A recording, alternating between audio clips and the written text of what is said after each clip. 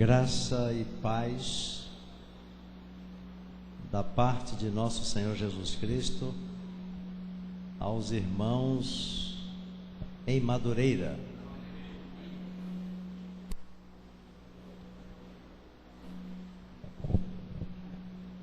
Tá dando microfonia, né, irmão?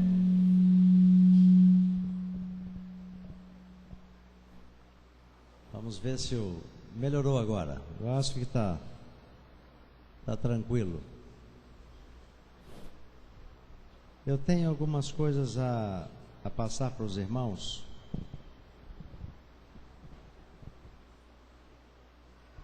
Antes do sermão. O sermão está aqui dentro da Bíblia, né? Eu trouxe aqui um pedacinho de papel para não esquecer algumas coisas que eu gostaria de deixar para vocês. Mas esse não é o sermão. O sermão já está aqui há muitos e muitos anos, está aqui dentro.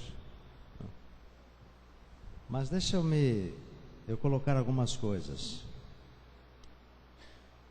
Eu queria apresentar uma equipe que me acompanha há mais de 8 anos. Me acompanhou na associação e me acompanha no distrito de Padre Miguel. Depois da associação, o distrito de Padre Miguel. Mais ou menos 8, 9 anos. Eu quero apresentá-los e eles têm uma missão aqui agora, rapidamente. Nós vamos fazer isso de maneira rápida. Irmãos, eu já estou com 63 anos. Um garoto. Me sinto um garoto. Mas eu me dobro à tecnologia. Eu tenho que reconhecer que algumas coisas que Deus tem colocado na cabeça dos seres humanos, elas, apesar de serem usadas para o mal muitas vezes, elas são benéficas e a gente não pode deixar de se introduzir nesse caminho. Então eu trabalho muito com internet. Em que sentido? Na comunicação com os irmãos. Faço consultoria doutrinária para todo o Rio de Janeiro. Por onde eu passei, as pessoas me conhecem, sabem que eu gosto disso. Muitos me mandam e-mails. Os e-mails são respondidos, na maioria das vezes, até as próximas 48 horas. Mas às vezes a gente está viajando e tal, eu peço uma semana de prazo para responder qualquer tipo de pergunta que vocês queiram fazer, doutrinária, ou alguma, no caso de Madureira, do distrito de Madureira, alguma orientação pastoral. Às vezes você está passando por um problema e não tem tempo de aguardar o dia da minha visita, ou até mesmo uma marcação por telefone. Se a coisa é urgente, não espere telefone, manda um e-mail. Os que não têm e-mail vão ter que pegar o telefone. Por isso eu tenho 3 telefones. Eu queria, se vocês puderem anotar isso. 2 fixos e um celular. O celular é da TIM. É do Tô Iludido mesmo. O fixo da Oi, 3273 1740. Quero dizer aqui à minha secretária que meus cartões acabaram. Então ela já vai providenciar cartões.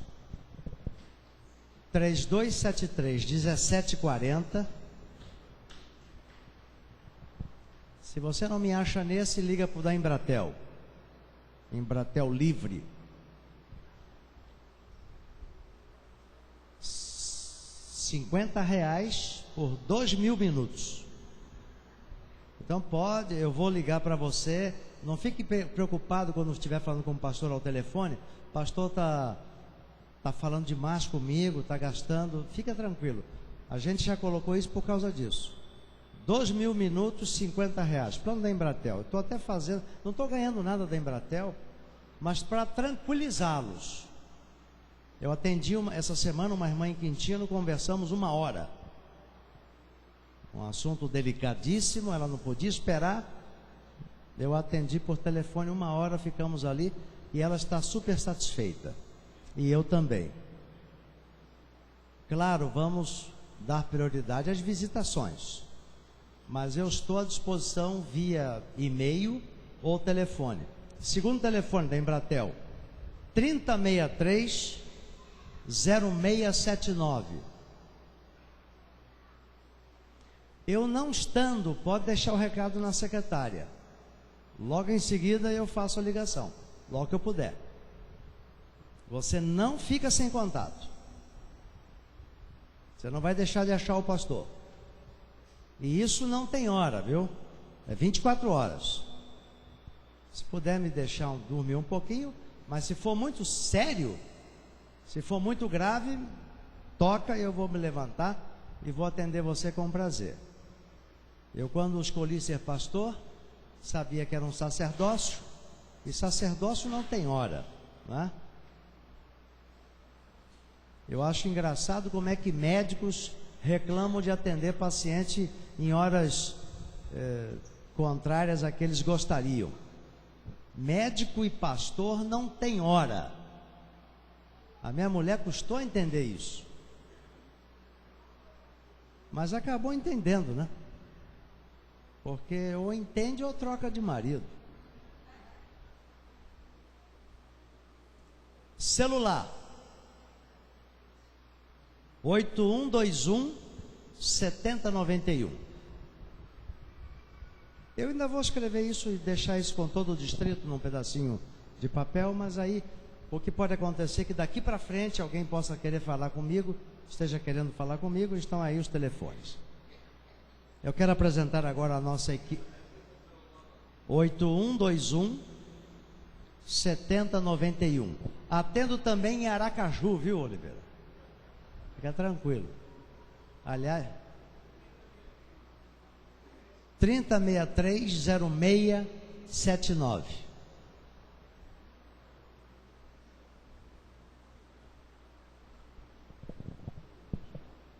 Tá. Nós vamos fazer... fala, irmão. O 81 é Tim, 81 é Tim. É que eu falei para o irmão, tô iludido mesmo. Ainda vamos ter um louvor, mas eu queria o louvor antes do sermão. Então deixa eu apresentar aqui a irmã Júlia Lindalva e o seu namorado, irmão Antônio Neto. Esses dois me acompanham há quase 9 anos. E eu vou pedir que eles passem para vocês aí a pranchetinha rapidamente, enquanto eu dou outras orientações. O e-mail, só preciso do e-mail de vocês, mais nada. Só o e-mail. No papelzinho futuramente que eu vou dar para vocês, aparece os telefones de Antônio Neto e de Júlia Lindalva. Vocês vão receber a liderança da igreja, na pessoa do primeiro ancião, vai receber todo o meu planejamento para 2011. Demorou um pouquinho porque a associação trocou de presidente e eu também troquei de distrito. Então isso provocou uma demora. Quem não tiver e-mail, fica tranquilo, não tem problema. Você tem telefone e você pode falar com essa peça aqui pessoalmente. Fica tranquilo.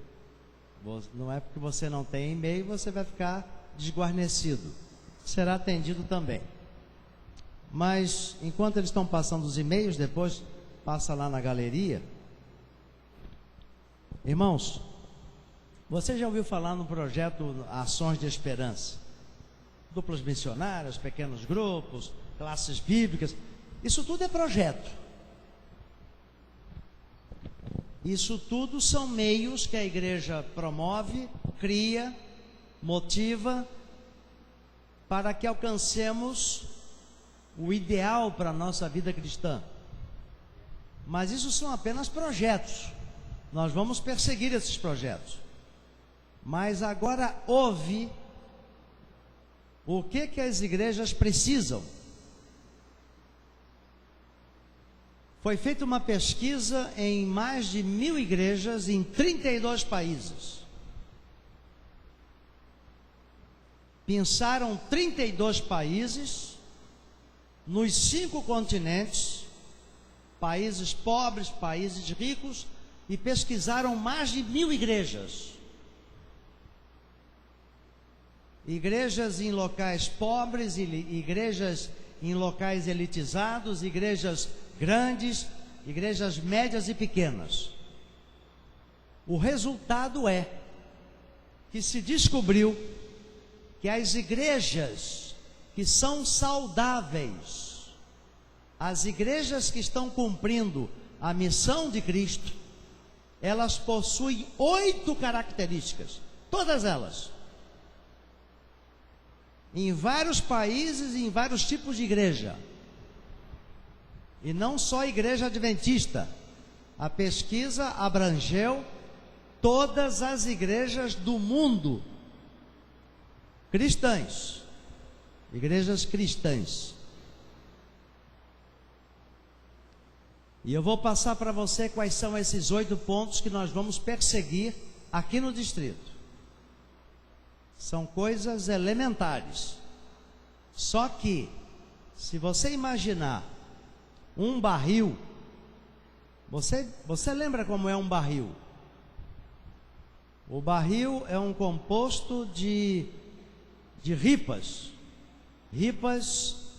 enfileiradas, uma ao lado da outra. Isso é um barril, seja de água, de vinho, de suco, um barril. Você já imaginou um barril com 8 ripas? Se uma das ripas estiver quebrada pela metade, eu te pergunto, onde estará o nível da água?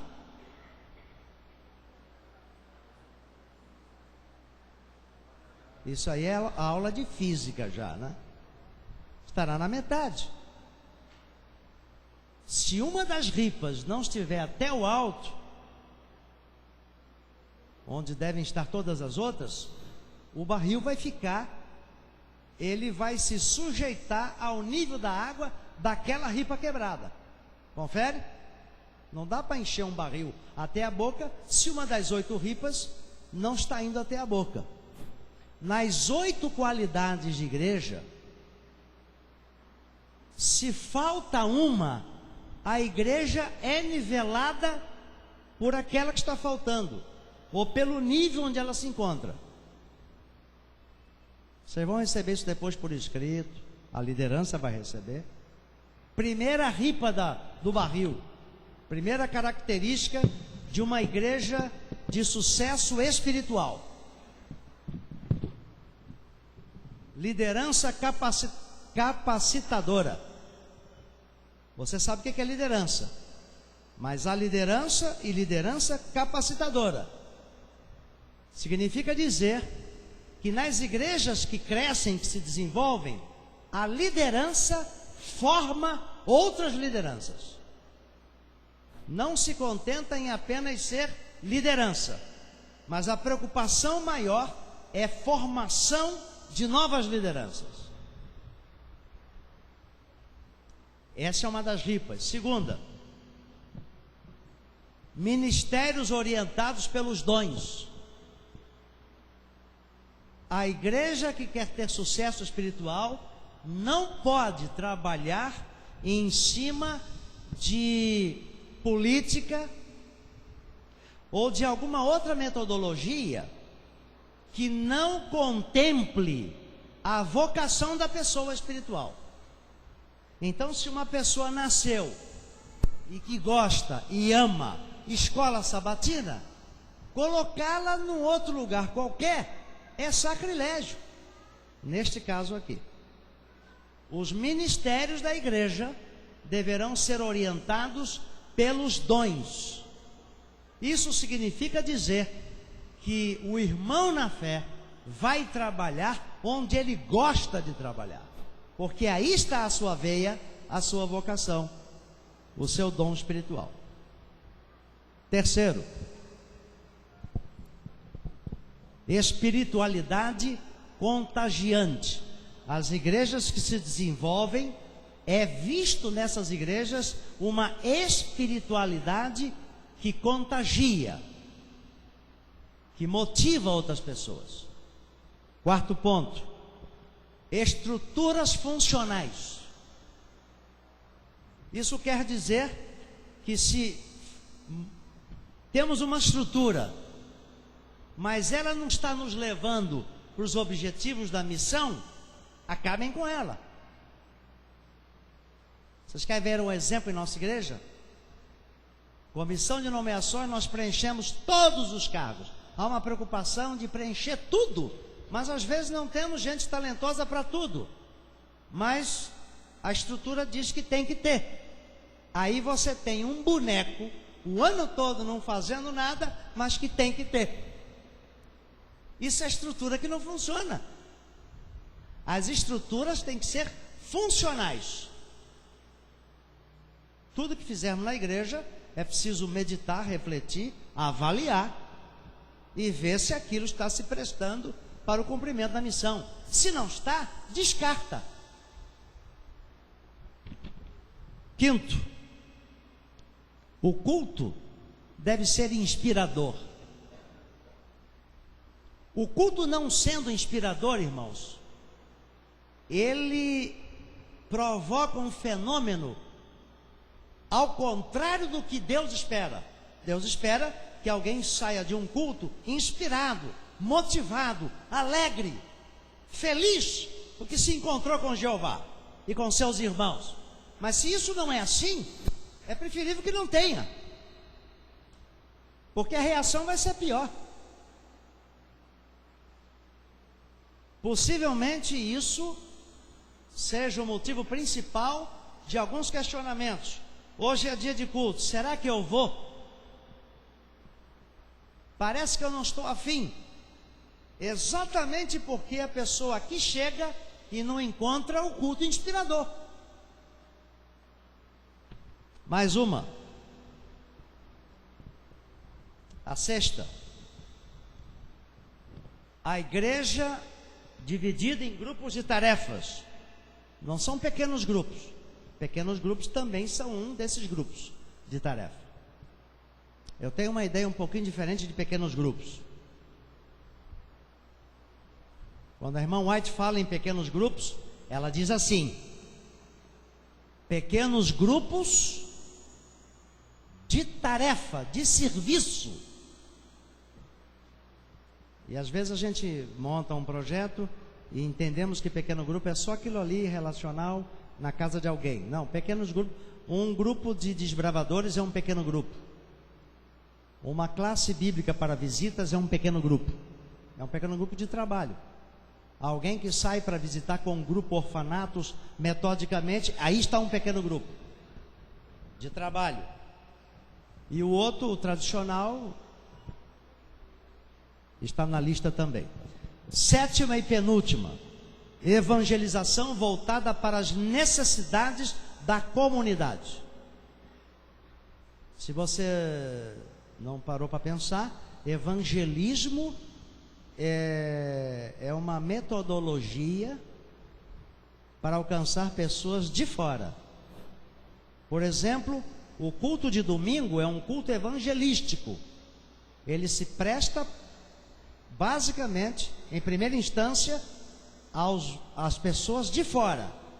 Se você tem um culto de domingo que não tem gente de fora, ele já está fora do padrão. O culto caseiro, o culto dos irmãos é o de quarta, que também é dos amigos que nos visitam. Mas basicamente, se não tem amigo visitante, podemos ficar tranquilos. O culto é de oração e vamos buscar carregar nossa bateria espiritual na quarta-feira. Agora, um culto de domingo já não é mais o culto de oração, apesar de ter oração. O objetivo básico do culto de domingo é evangelístico. Os assuntos têm que ser de evangelismo para o pessoal de fora. E se há uma igreja que tem o culto de domingo e que não tem o elemento de fora, ela tem que começar a repensar esse culto. E o último, relacionamentos marcados pelo amor fraternal. Esses 8 pontos vão estar na minha agenda para 2011 aqui, para Madureira. Nas comissões de igreja, nós vamos avaliar em toda a comissão como é que estamos nesses 8 pontos e, depois de avaliar, o que for necessário corrigir, vamos partir para essa correção e vamos buscar esses objetivos que são alcançados e vistos em todas as igrejas que crescem e se desenvolvem do mundo chamado planeta Terra. Trabalharemos com este objetivo, buscando essa excelência. E eu não vou me conformar com menos do que isso. Finalmente, está tudo fechado? A secretária quer dar um recadinho? O coral aqui oficial de Madureira volta hoje a se reunir para o ensaio às 15 horas.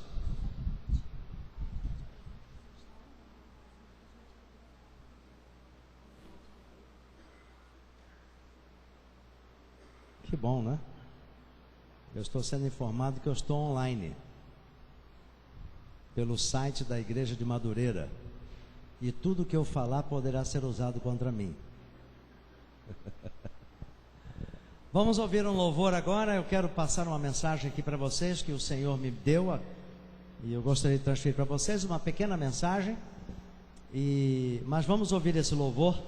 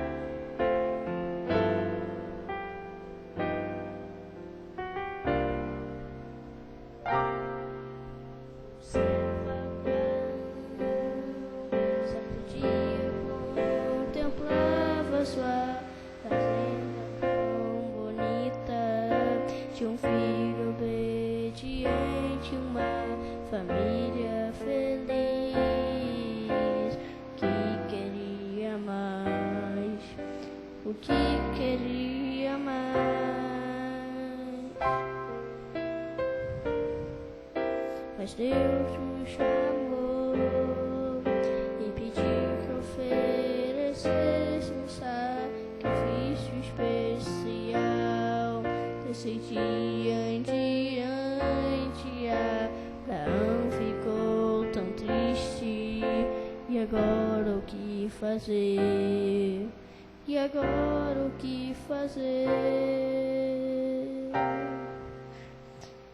Chamou Isaque e começaram a fazer a mais triste jornada de todo o seu viver. Subir um monte, se cordeiro em suas mãos, era Isaque, o sacrifício de Abraão.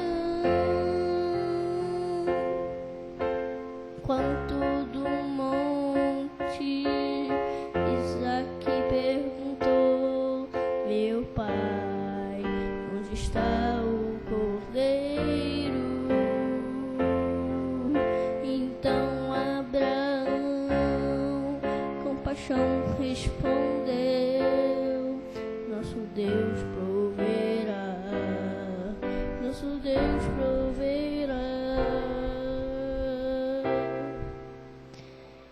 E ao tentar embolar seu próprio filho,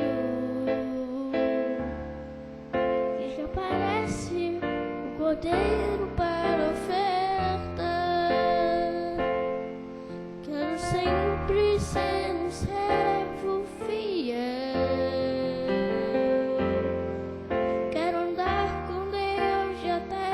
chegar ao céu,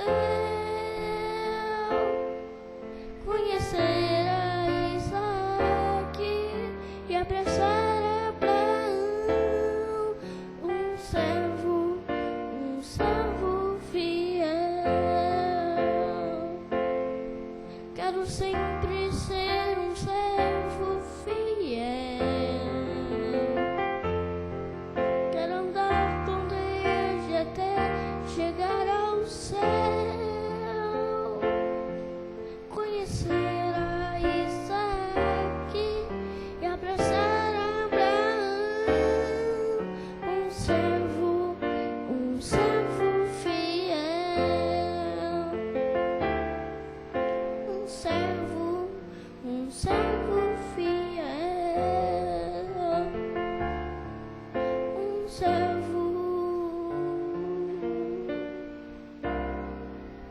um servo fiel.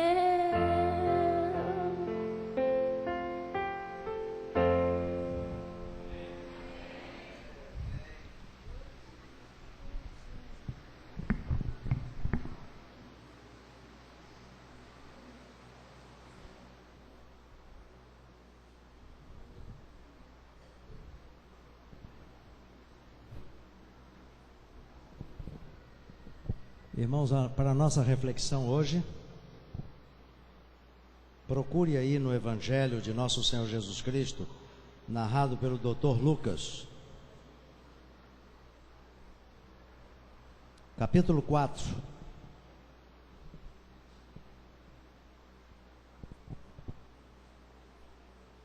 Verso 18 e 19. 4, 18 e 19.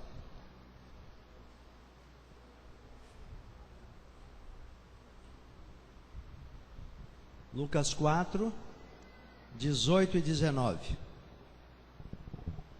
Vou procurar ser o mais breve possível, porque a gente gastou um tempinho nessas orientações, mas eu acho que teremos a possibilidade de entender o que está dizendo aqui. Para isso, todos que acharam, fiquem em pé. Nós vamos ler a palavra do Senhor em pé e logo em seguida eu faço uma breve oração. Lucas capítulo 4, 18 e 19 diz assim: O Espírito do Senhor está sobre mim, pelo que me ungiu para evangelizar os pobres, enviou-me para proclamar libertação aos cativos e restauração da vista aos cegos, para pôr em liberdade os oprimidos e apregoar o ano aceitável do Senhor. Curve a fronte e vamos falar com Deus. Senhor, gostaríamos de que em poucos minutos o Espírito Santo nos ensinasse agora, porque em primeiro lugar te confessamos a nossa dependência e incapacidade para interpretarmos esta palavra sagrada, mas te imploramos que o mesmo Espírito que a motivou e que esteve tocando o cérebro de homens e mulheres do passado, este mesmo Espírito possa estar acalentando o nosso coração, trazendo a informação necessária e a compreensão correta das Escrituras Sagradas. Portanto, abençoa-nos de tal forma que nossos ouvidos sejam ungidos pelo Senhor. E a mim também me dá a capacidade de transferir aos meus queridos irmãos o teu recado, a tua mensagem, a tua inspiração, em nome de Jesus. Amém, Senhor. Amém. Vamos contextualizar esse pedacinho aqui da palavra, 18 e 19. Aqui estava Cristo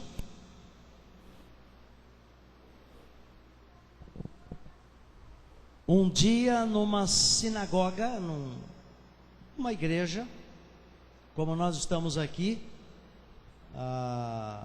Era uma região onde ele havia nascido, Nazaré diz aqui, onde ele havia sido criado, melhor dizendo, nasceu em Belém da Judéia, criado ali em Nazaré, numa carpintaria. E ele entrou nesse sábado na sinagoga, diz a Bíblia, segundo o seu costume, e levantou-se para ler. E era assim que funcionava. O dirigente do dia de sábado, ele tinha a prerrogativa de escolher alguém para ler as Escrituras Sagradas e apresentar um sermonete aos irmãos. Mais ou menos como hoje, né? O ancião faz a escala da igreja, convida pregadores, e ele sabe quem é que ele está convidando, e esse pregador vai ler a palavra e vai interpretar essa palavra. Assim acontecia na sinagoga, e Cristo foi o escolhido. Cristo foi o escolhido para pregar naquela manhã de sábado na sinagoga. E deram a ele o livro do profeta Isaías. E é interessante que o dirigente não dava a passagem, mas dava o livro. E o livro que o dirigente deu para Jesus foi o livro de Isaías. E se você olhar o contexto todo aí, não só o 18, 19, mas até mais embaixo, você vai ver ali que Cristo se apossou de alguns versos de Isaías que estão no capítulo 61, capítulo também 58, capítulo 42. Ele andou aí viajando, Cristo, por esses versos proferidos por Isaías. E chega agora no verso 18, ele diz, ele já parafraseando as palavras de Isaías, porque não estão assim exatamente. Você tem que juntar o 58 com o 42 com o 61 para você ver esse contexto aqui. E ele começa dizendo: o Espírito do Senhor está sobre mim. E eu digo aos irmãos esta manhã: não se trabalha sem o Espírito. Sem o Espírito Santo nós não vamos a parte alguma. Não somente para pregar, mas para proclamarmos o Evangelho, para trabalharmos na igreja, para conduzir nossa família, para conduzirmos nossa família. Tudo que fizermos, se não for ungido pelo Espírito, nós vamos ter dificuldades. Ele diz que o Espírito do Senhor estava sobre ele. E diz: pelo que me ungiu. Essa palavra unção, Cristo estava se reportando ao seu batismo. A unção de Cristo foi no batismo dele. Daí porque eu costumo dizer nos dias de batismo que a pessoa não está autorizada a assumir seu ministério se não for batizada. O batismo não é só lavagem de pecados. O batismo não é só confissão de que Jesus é o seu Salvador. O batismo não é só um testemunho público. O batismo é um momento em que o crente recebe a unção para abraçar o seu ministério. Às vezes batizamos pessoas que não assumem nenhum ministério, e eu fico pensando se aquele batismo foi válido, porque não há espaço para ociosidade na causa do Senhor. Eu não digo igreja. Você pode até não ter cargo e não estar ocioso. Você recebeu no seu batismo uma missão, uma unção para se desenvolver na causa e buscar fazer outros discípulos. E isso não precisa nem ser como base a igreja. Você pode fazer isso até fora da igreja. Ele foi ungido no dia do seu batismo. E você poderia até ler assim: o Espírito do Senhor está sobre mim, pelo que me fez o Cristo, pelo que me fez o Messias. São termos similares, que significam ungido de Deus. Então Cristo está dizendo que o Espírito Santo o ungiu no dia do batismo, e isso visivelmente para alguns, quando aquela pomba repousou sobre ele.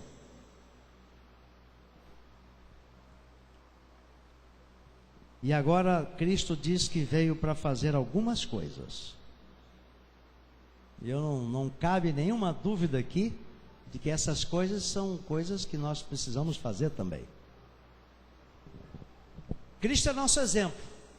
E se Ele está dizendo aqui algumas coisas pelo que geraram, que são consequências do motivo maior da sua vinda, e a vinda de Cristo não é apenas para nos salvar, a salvação de almas é uma consequência. A vinda de Cristo aqui foi para reivindicar o caráter de Deus. E Ele diz então: Ele me ungiu para evangelizar os pobres, mas não apenas pobres materialmente falando, pessoas pobres. Eu conheço pessoas pobres que são ricas, e eu conheço pessoas ricas que são pobres. Ele veio para evangelizar os pobres, ainda que, numa primeira aplicação, ele tenha atendido realmente muitos pobres, materialmente falando. A religião dos fariseus, a religião judaica, havia criado uma série de preconceitos. E ele veio quebrar esses preconceitos.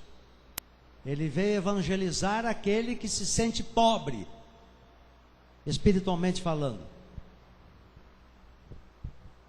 Na minha família eu tenho pessoas que têm muitos recursos financeiros, mas tenho orado por eles, porque eles são muito pobres. Você deve conhecer pessoas que também têm muitos recursos financeiros, amigos, parentes, mas que carecem de uma riqueza espiritual, de compreender o que estão fazendo neste mundo, de onde viemos, o que estamos fazendo e para onde nós vamos.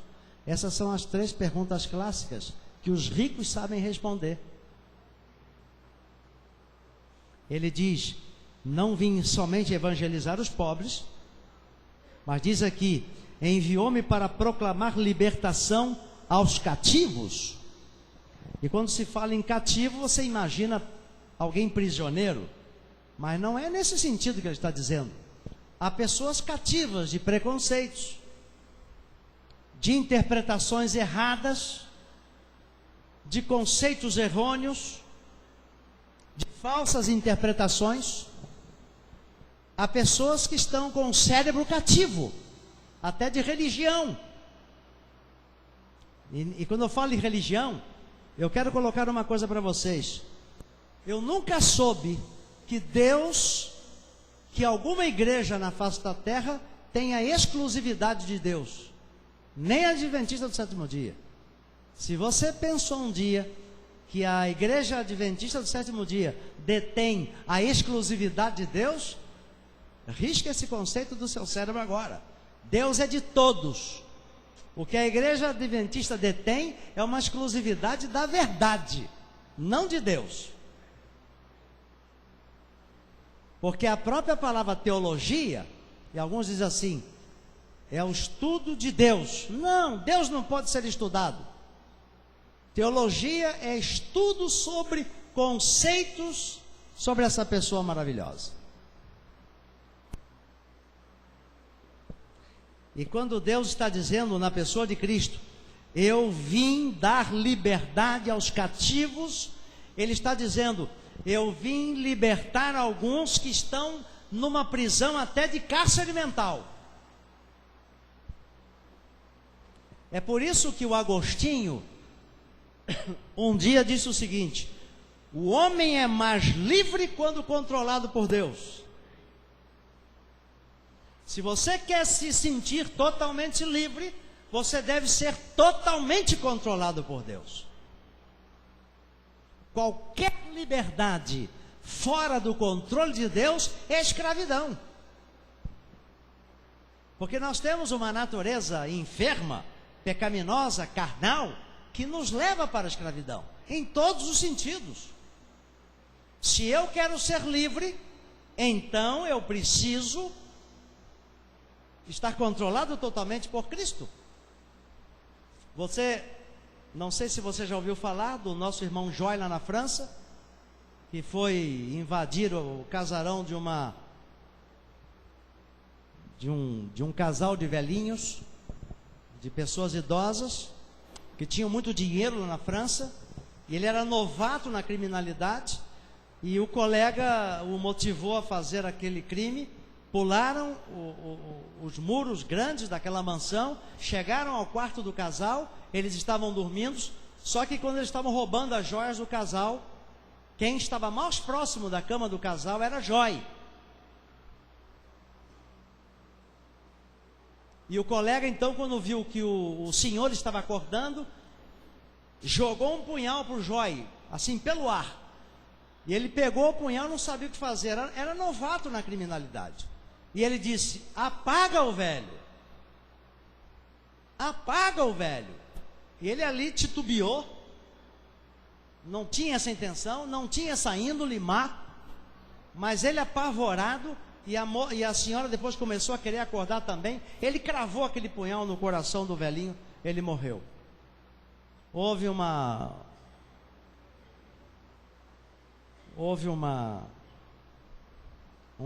um sinal de alarme, a polícia apareceu, o colega fugiu e Joy foi preso. Está aparecendo alguma coisa aqui? Hein? Ah, estava. O que aparecer aqui é concorrência pura e não é bem-vinda. Joy estava sendo agora julgado. O advogado de Joy disse: eu tenho uma chance de tentar inocentar você. Você continua dizendo que não foi, não há provas. O rapaz fugiu, que era testemunho ocular, não há provas se foi você ou se foi o rapaz. Continua dizendo que não foi você. Eu sei que foi, mas continua dizendo que foi. Aí, umas irmãs da nossa igreja, fazendo o culto nessa prisão lá na França, começaram a cantar hinos. E Joy agora estava ouvindo os hinos, ele estava numa solitária.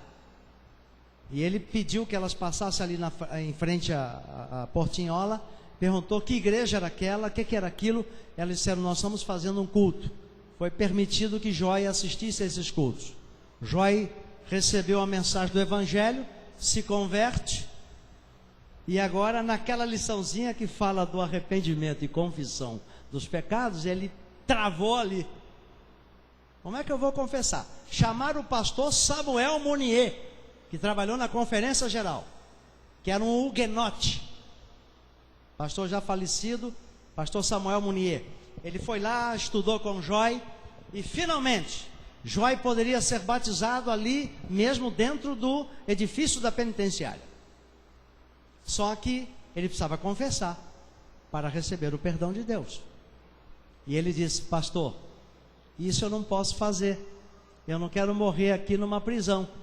Eu não posso confessar isso. Pastor Samuel disse: Joy, se você não confessa, você não pode receber o perdão de Deus e você não pode ser salvo. Se despediram. Pastor Joy deixou uma Bíblia com o pastor Samuel Mounier. Ficou muito triste, falou para nós, né? Eu fiquei muito triste com isso. E as irmãs continuaram fazendo trabalho lá. Joy ficou para decidir. E um mês depois, o pastor Samuel Mounier estava passando numa banca de jornal, e num dos maiores jornais da França lá, havia uma notícia na boneca do jornal, a primeira página: caso do milionário assassinado foi elucidado, Joy confessa. Samuel Mounier correu para a prisão, pediu audiência lá, conversou com ele, e os dois se abraçaram. Ele disse: pastor, eu não suportei mais a presença do Espírito Santo. Eu confessei, agora dê o que der. Ele foi batizado na penitenciária. No dia do batismo ele entrou algemado, porque era no pátio externo. Pastor Samuel Munier fez o batismo, afundou Jói com algemas e tudo. E quando Jói saiu das águas, levantou os 2 braços presos para cima e disse: estou livre. Se você quer ser livre, precisa estar controlado por Deus. Você pode estar num cárcere, numa prisão, numa masmorra, mas você é livre se está em Cristo, livre para a salvação. O processo continuou. Jói foi absolvido e se tornou um dos maiores missionários pregadores adventistas na França. O Senhor trouxe Cristo para proclamar libertação aos cativos e dar liberdade aos oprimidos e antes, restaurar a vista aos cegos. O pior cego é aquele que não quer ver. O pior cego é aquele que não quer enxergar. Ele tem 2 vistas, mas não enxerga as coisas espirituais. E ele diz: pôr em liberdade os oprimidos. Oprimidos por quê? Pelo pecado. Mas eu quero denunciar uma coisa aqui, irmãos. E Morris Venden fala isso. Às vezes na igreja, a carga da santificação está mais pesada que a carga do pecado. Os homens fizeram da religião um conjunto de normas tão restrito, tão fechado, tão truncado,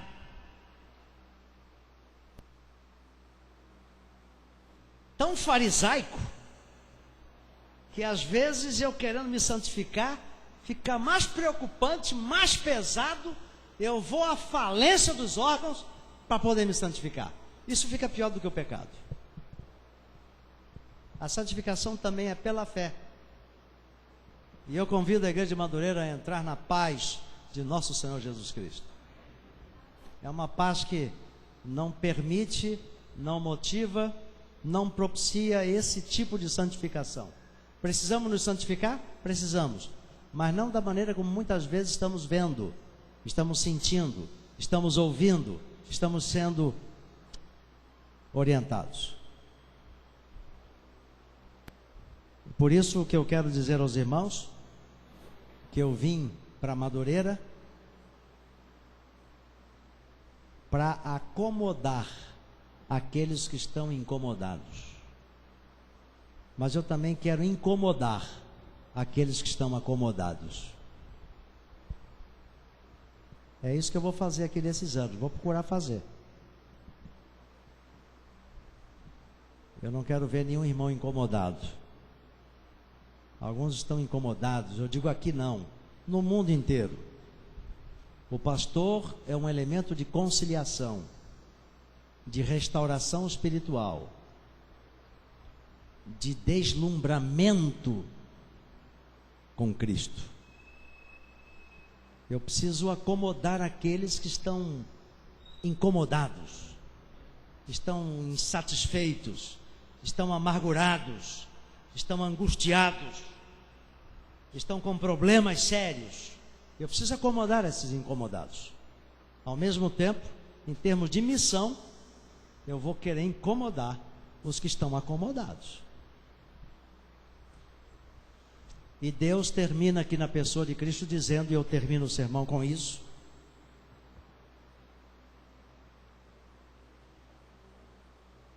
Ele veio também apregoar o ano aceitável do Senhor. De 50 em 50 anos, aqui ele está se referindo ao jubileu. Ele está fazendo também uma aplicação do ano jubileu. O que era o ano jubileu?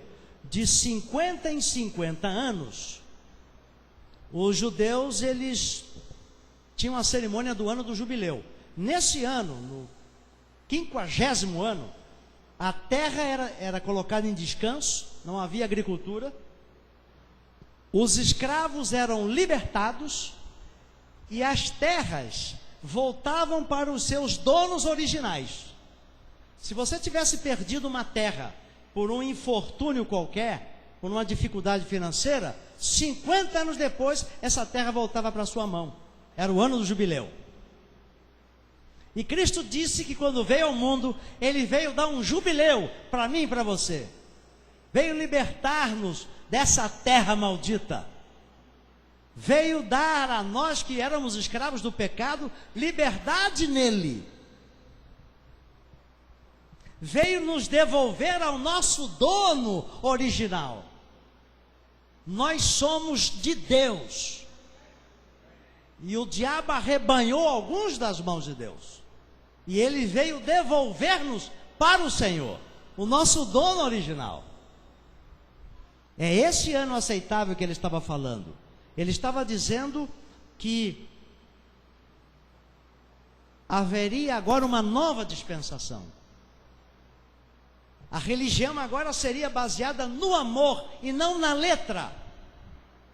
Mas eu temo, irmãos, que com o passar dos anos, Cristo já foi, deixou o Espírito, e nós não somos sujeitos ao Espírito em alguns momentos, e há uma tendência forte para voltarmos para a letra, e a letra mata, a letra destrói. Eu tenho muita pressa em salvar almas, mas nenhuma pressa em disciplinar ninguém.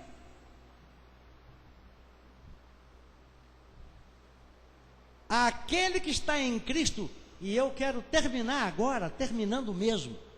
Eu tenho tanta coisa para falar para vocês, mas eu também tenho tantos anos para ficar com vocês aí.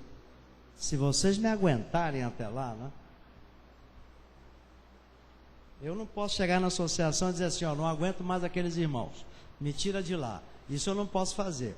Mas se vocês não me aguentarem mais, vocês podem ir lá. E às vezes eles atendem.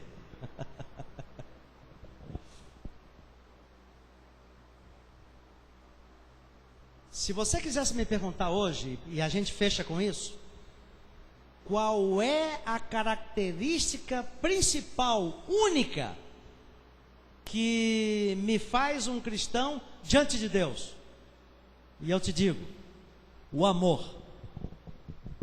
Você pode ser o melhor pregador da igreja, o mais ganhador de almas, o que produza mais eventos, mais programas, o mais aplaudido da igreja. Se você não tem amor, você não é nada.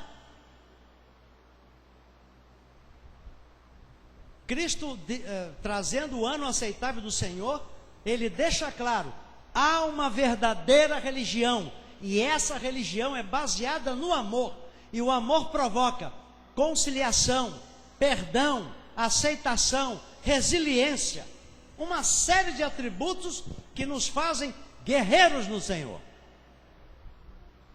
Inclusive, religião não é fazer coisas, é ser alguém para meu Deus e para o meu próximo. Então nós vamos passar algum tempinho aqui, eu aprendendo com vocês, vocês aprendendo comigo, e nós assim de mãos dadas, sob a bandeira do amor, do perdão, da justiça de Cristo, nós vamos trabalhar com muita alegria, e eu dou a vocês as boas-vindas aqui do meu coração.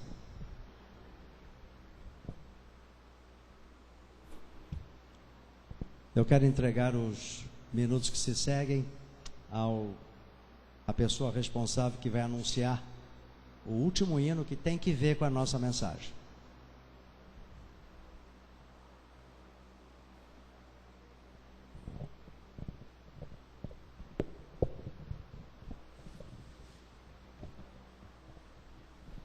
E hoje às 3 horas estarei com a juventude aqui do distrito. Eu quero ouvir essa juventude. Às 3 horas o distrito estará aqui, os jovens do distrito estarão aqui conversando comigo.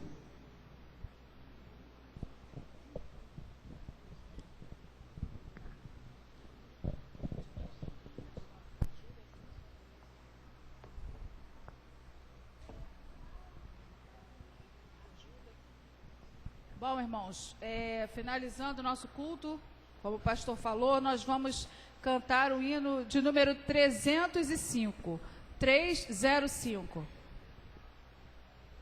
Aos primeiros acordes do teclado, peço à igreja, por favor, que fique de pé para louvarmos o nosso Deus. 305.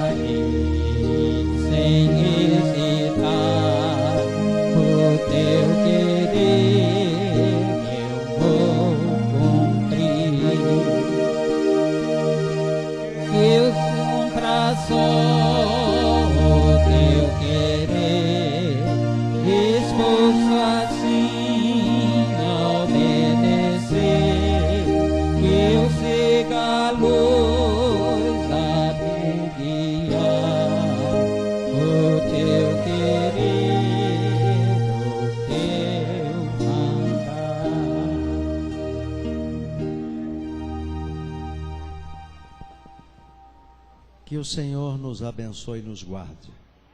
Que o Senhor faça resplandecer o seu rosto sobre nós e tenha misericórdia de nós. Que o Senhor sobre nós levante o rosto e nos dê a paz. Amém.